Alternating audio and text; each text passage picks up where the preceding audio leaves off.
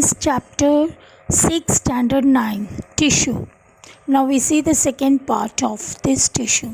Animal tissue. Animal moves around in search of food and mates and shelter.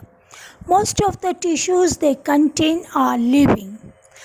The structural organization of organs and organ system is far more specialized and localized in animal than in plants. Now, types of animal tissue. Animal tissues are classified into four types based on the functions they perform: epithelial, connective, muscular, nervous tissue. We see the flowchart of animal tissue. The four types of tissue: epithelial tissue, muscular tissue, connective tissue and nervous tissue. Epithelial tissue, the protection by covering, again is of five main categories: squamous, cuboidal, columnar, ciliated and granular. That is according to their shape. So squamous is flattened, cuboidal is cubical in shape, columnar is pillar-like, ciliated, that's cilia shape, hair-like structure, and granular is the secretory. Second tissue we see about muscular tissue, that is movement and locomotion. The muscular tissues are classified in three main types: striated, non-striated and cardiac. The third, connective tissue, binding, support and transport. The main part of this connective tissues are areolar, supporting, that is tendon and ligament; adipose, then skeletal, that is cartilage and bone; fuel, that is blood and limb; and the last one is nervous tissue, control and coordination. Now one by one we see each tissue. Epithelial tissue, they forms the covering of external surface, internal cavities and organs of animal body. Epithelial tissues are tightly packed and form a continuous sheet. They are found in the skin, the linings of mouth, the linings of blood vessels, lungs, alveoli, kidney tubules, and are all made up of epithelial tissue. Functions of epithelial tissue. Epithelium covers most organ and cavities within the body. It is also form a barrier to keep different body systems separate. The most important, the permeability of the cells of various epithelial plays an important role in regulating the exchange of material between the body and the external environment. Now, structure of and function of epithelial tissue. The main function of epithelial tissue is to act as a barrier and separate different organs and systems from each other. There is no space between the cells of epithelial tissue. The cells are permeable. This makes it possible for them to exchange material between different parts of the body and also between the body and the external environment. The epithelial tissue remains separated from the tissue beneath them because of a thin membrane over them. Now, different types of epithelial tissue. Simple squamous, the structure they have delicate cell lining and possess a flat thin structure. They are found in alveoli and Bowman's capsule, nephron in kidney.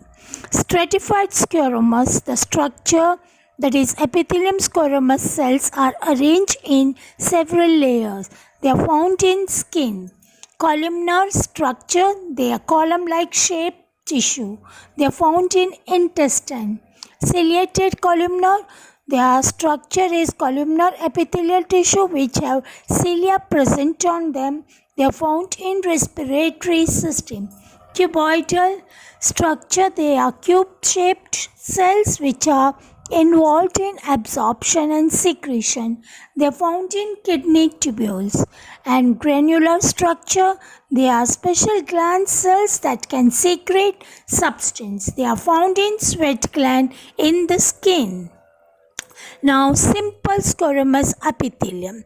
In cells lining blood vessels or lung alveoli, where transportation of substance occurs through a selectively permeable surface, there is a simple flat and extremely thin kind of epithelium, which is named as simple squamous epithelium. It is found in the lining of mouth, esophagus, lung, alveoli, etc. Now, stratified squamous epithelium. The skin which protects the body is also made up of squamous epithelium. Skin epithelium are arranged in many layers to prevent wear and tear.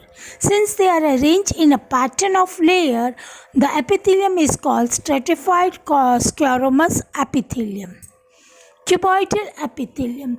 This is a cuboidal in shape and forms the lining of kidney tubules and duct of salivary gland. In some case, a portion of epithelial tissue folds inward to form a multicellular gland. This is called granular epithelium. It performs the function of secretion and absorption. Columnar epithelium, where absorption and secretion occurs as in the inner lining of intestine. Tall epithelial cells are present and are named as columnar epithelium. In the respiratory tract, on the outer surface of epithelial cell, there are hair-like structure called, these projections are called cilia.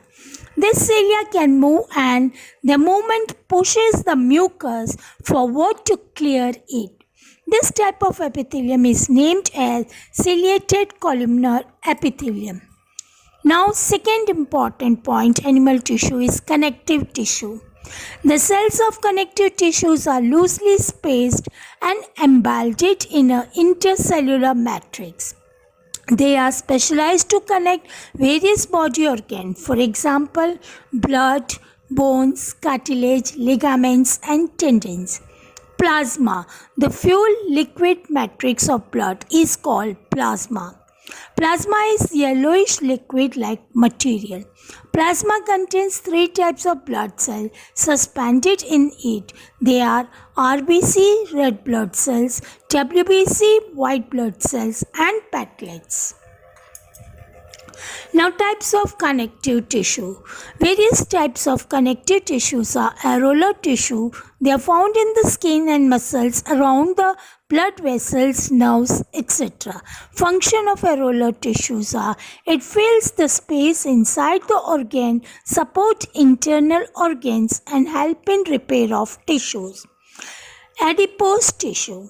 It is formed between the internal organs and below the skin. Function of adipose tissue, it stores fat and it acts as an insulator. You can see the figure of adipose tissue. Now, blood.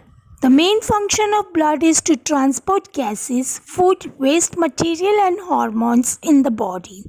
Therefore, blood has a fueled matrix present in it, which is called plasma.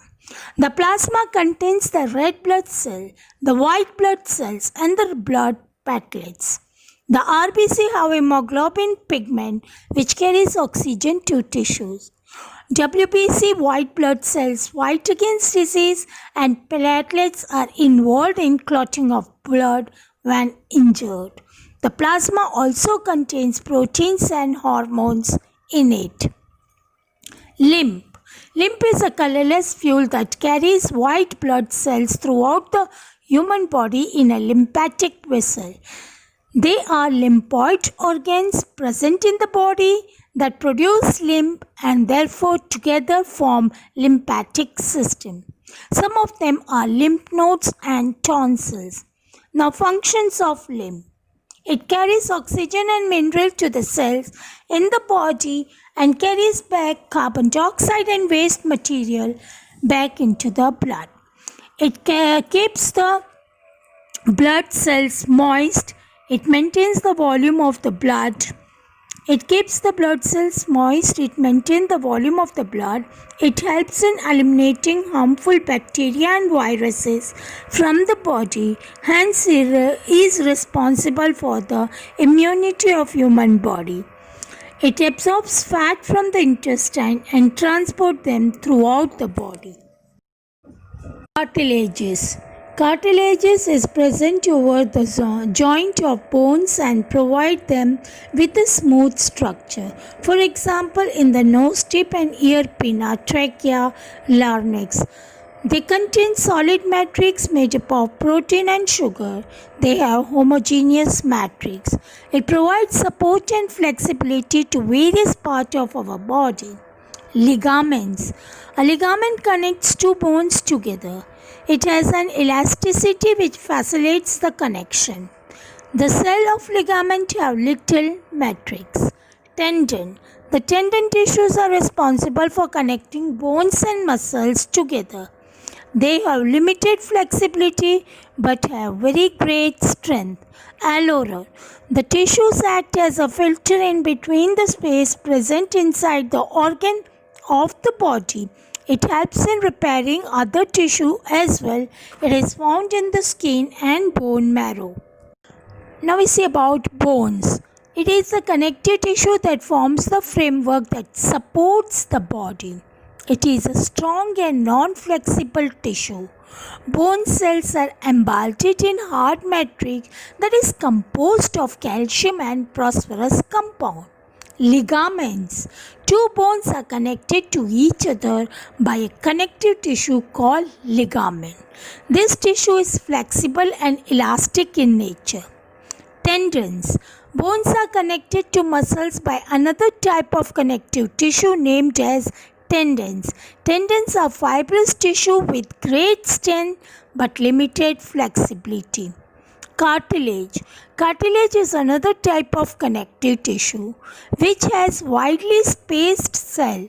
The solid matrix of this tissue is composed of proteins and sugar. Cartilage smoothens bone surface at joint and is also present in the nose, ear, trachea and larynx. Cartilage of ear can be folded. Now, third tissue about animal is muscular tissue. Muscular tissue consists of elongated cells, also called muscle fiber. This tissue is responsible for movement in our body. The main function of muscular tissue is to provide movement to the body. Muscles contain special proteins called contractile protein, which contract and relates the cause to movement. Types of muscular tissue. Muscular tissues are of three main types: striated muscle or skeletal muscle or voluntary muscles. These muscles are made up of skeletal muscles as they are mostly attached to bone and helps in the movement. Cells are cylindrical, unbranched and multinucleated. Smooth muscle or involuntary muscles. They are found in the iris of the eyes, in uterus and in bronchi of the lung. Cells are long, spindle shaped and possess a single nucleus. You can see in the figure having a single nucleus. Cardiac muscle or involuntary muscles. They help in rhythmic contraction and relaxation of the heart. Cells are cylindrical, branched and multinucleated.